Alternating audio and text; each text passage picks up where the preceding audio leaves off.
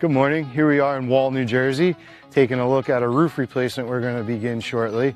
We're going to go over some homeowner signs to look for that will let you know when your roof needs to be inspected and replaced. And we're also going to point out some things up on the roof that we found that justified this roof replacement.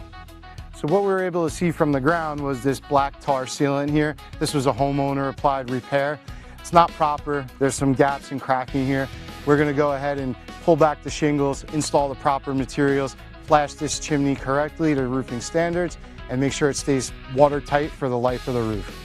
Upon our rooftop inspection, we look for some things: pitted shingles, torn, tethered, and weathered shingles. This one here has the fiberglass matting showing through. That's a sign that the roof has reached its maturity and is in need of replacement. So from the ground, we were able to see some dark spots on the roof that we want to inspect further. Homeowners can see them as well. There's moss growth on the roof. There's some moss and algae growth getting under the shingles, lifting the seal, causing them to fail.